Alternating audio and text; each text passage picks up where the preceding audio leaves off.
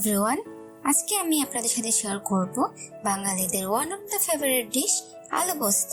So শুরু করা যাক। প্রথমে 4 টেবিল চামচ পোস্ত লো টু মিডিয়াম ফ্লেমে 4 থেকে 5 মিনিট ভেজে নেব। যারা নতুন রাঁধুনি আপনাদের সুবিধার্থে বলছি, একটা মাঝারি সাইজের আলুর জন্য 1 টেবিল স্পুন পোস্ত দিতে হবে। আর আজকে আমি 4টা মাঝারি সাইজের আলু নিয়েছি। পোস্ত বারবার নাড়াতে হবে, না হয় পুড়ে যাওয়ার সম্ভাবনা থাকে। পোস্ত ভাজা হয়ে গেছে, এখন এটাকে ঠান্ডা করে ব্লেন্ড করে নিতে হবে।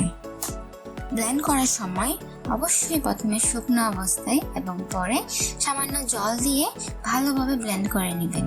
এবার আসি আমাদের মূল রান্নায়। প্রথমেই দিচ্ছি সর্ষের তেল 2 থেকে 3 টেবিল চামচ।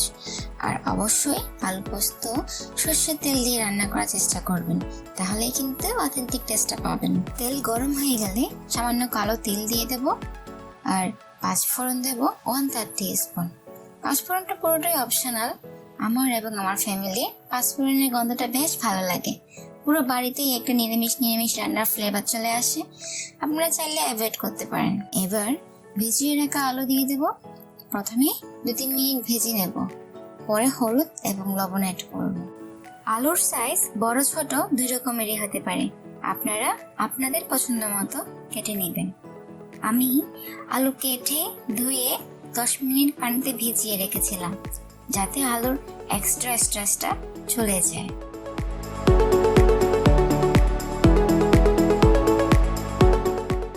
হলুদ দিলাম 1/3 টিস্পুন, লবণ দিলাম 1/2 টিস্পুন।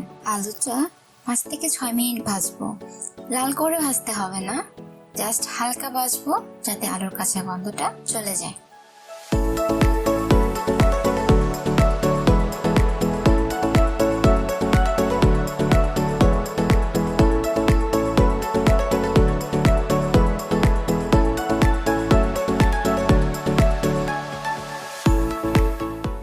ব্লেন্ড করা পোস্তটা দিয়ে দিলাম, সাথে একটু পানিও দিলাম, যাতে তলায় লেগে না যায়।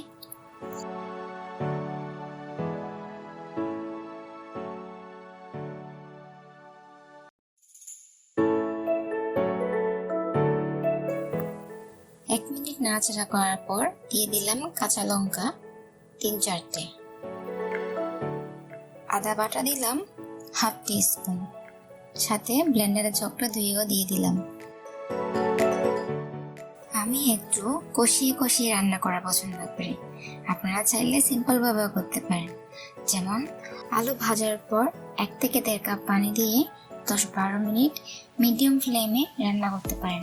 এরপর নিজেদের পছন্দ মতো ঝোলটা রেখে নামিয়ে নিতে পারেন আলু পোস্ত। 5 থেকে 6 মিনিট কষানোর পর আবার পানি অ্যাড করছি 1/2 কাপ। আপনি আপনার পছন্দের মতো পানি অ্যাড করতে পারেন। আমি একটু মাখা আলু পোস্ত পছন্দ করি, সেজন্য আমি একটু জলের পরিমাণ কম দিয়েছি।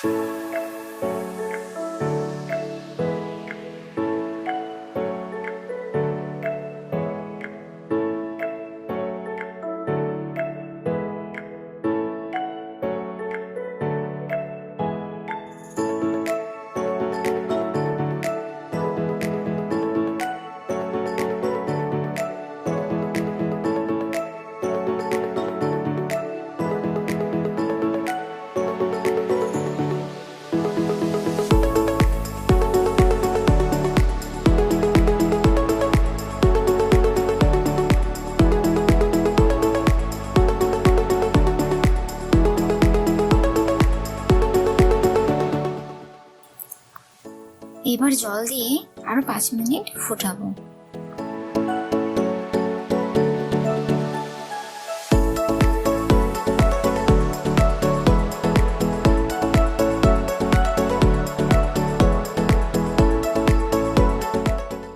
এবার চিনি দিয়ে দিলাম 1/2 টিস্পুন। এটা কিন্তু পুরোটাই অপশনাল, তবে আমি মনে করি নিরামিষ রান্নায় চিনি ছাড়া রেসিপি অসম্পূর্ণ রয়ে যায়। আপনি চাইলে অবশ্যই বাদ দিতে পারেন।